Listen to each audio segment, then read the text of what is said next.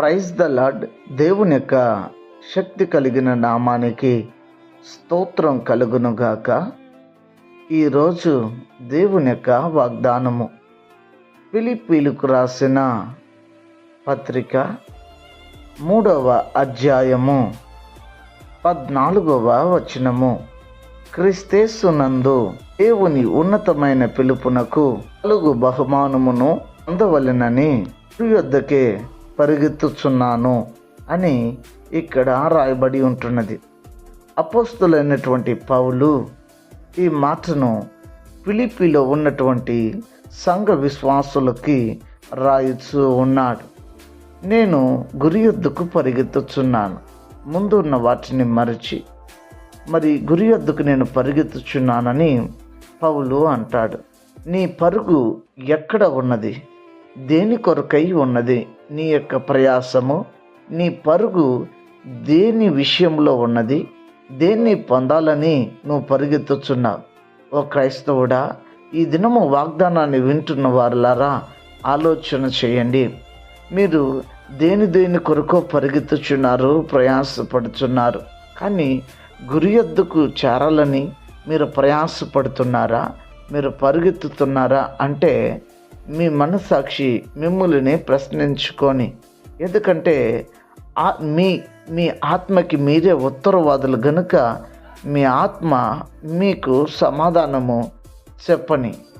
ఎందుకంటే గురి యొద్దకు నేను పరిగెత్తుచున్నానని పౌలు అంటాడు. పౌలు ఒక ధనవంతుని యొక్క కుమారుడు. అనుభవించడానికి ఆస్తి,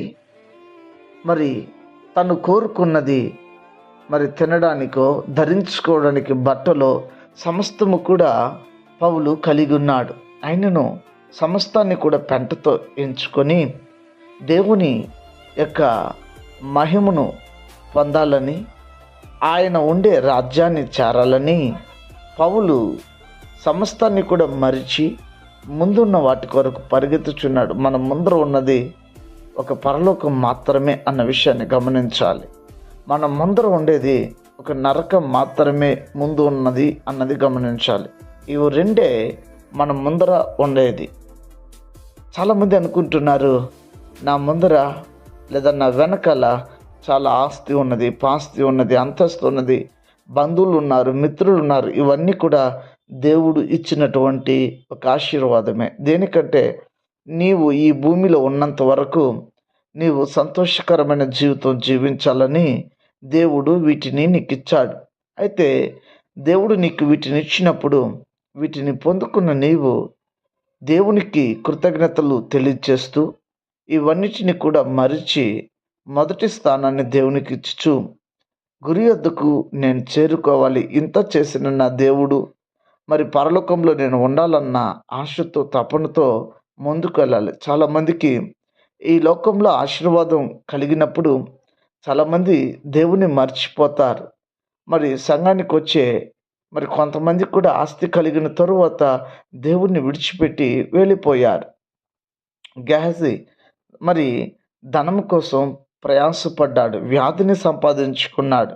ఈ దినము చాలామంది ధనం కోసం పరుగులు తీస్తున్నారు, ఉద్యోగం కోసం పరుగులు తీస్తున్నారు. మంచిదే, కానీ గురి యొద్దకు చేరాలని మీరు ప్రయాసపడండి. గురి యొద్దకు చేరాలని మీరు పరుగులు తీయండి. మీ ఆత్మీయతను కాపాడుకోండి. మీ ఆత్మీయతలో మీరు నిలిచుందరు. దేవుడు మిమ్మల్ని దీవించి ఆశీర్వదించి అట్టి ఆత్మ మీకు దయచేయనట్లు ప్రార్థన చేద్దామా? ప్రార్థన. కనికర సంపన్నుడా, ఈ ఉదయకాల సమయం మందు మీరు మాతో మాట్లాడిన శ్రేష్టమగు వాక్యము కొరకై స్తోత్రం. ఈ వాగ్దానాన్ని విన్నటువంటి వారుగా మేము ప్రభువా గురి యొద్దకు పరిగెత్తుటకు సహాయం చేయండి. సమస్తాన్ని మరిచి నీ రాజ్యంలో మేము ప్రభువా ఉండే భాగ్యము దయచేయండి, కృప చూపించండి.